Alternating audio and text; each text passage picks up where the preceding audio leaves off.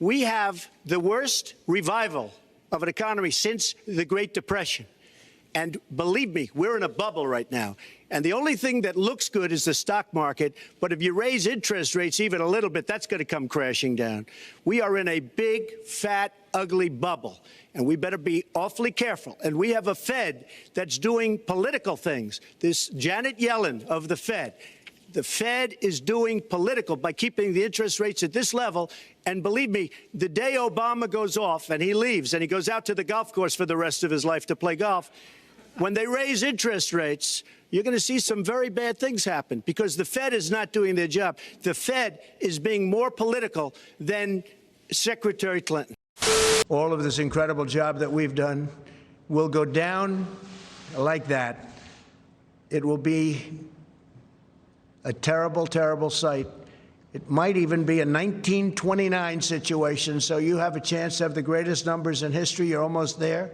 We're almost back to where we were from the standpoint of the stock market. Think of that. But you'll have a crash like you've never seen before. You put the wrong person in office, you'll see things that you would not have believed are possible.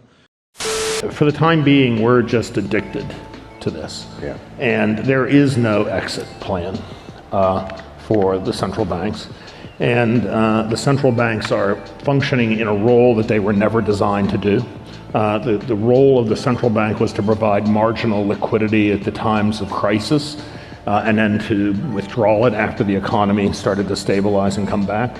The central banks are now running the markets.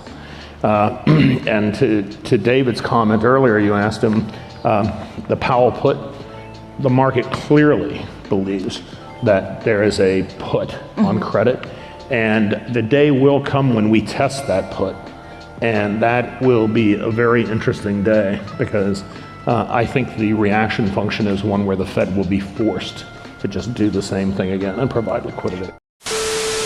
There's enough cash in the financial system and there is an infinite amount of cash at the Federal Reserve. We will do whatever we need to do to make sure that there's enough cash in the banking system. Simply flooded the system with money. Yes, we did. That's another way to think about it. We did. Where does it come from? Do you just print it? We print it digitally.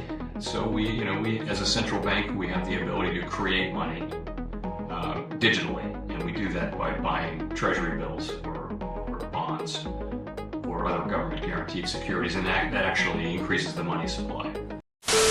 For the people who work numbers, I am giving you free advice that those of you who are holding dollars, you surely might go into losses. You better do what you must do because this market is going to be different in a couple of weeks. Inflation is a very serious subject. You can argue it's the way democracies die. When democracy dies in Latin America, inflation is a big part of it. So it's a huge danger once you've got a populace that learns it can vote itself money. If you overdo it too much, you ruin your civilization a lot. And so, of course, it's a big, long-range danger. If you look at the Roman Republic, and even after they went to an empire with an absolute ruler, they inflated the currency steadily for hundreds of years, and eventually the whole damn Roman Empire collapsed. So it's the biggest long-range danger we have, probably, apart from nuclear war. Is it something investors need to be worried about, specifically when it comes to growth stocks right now?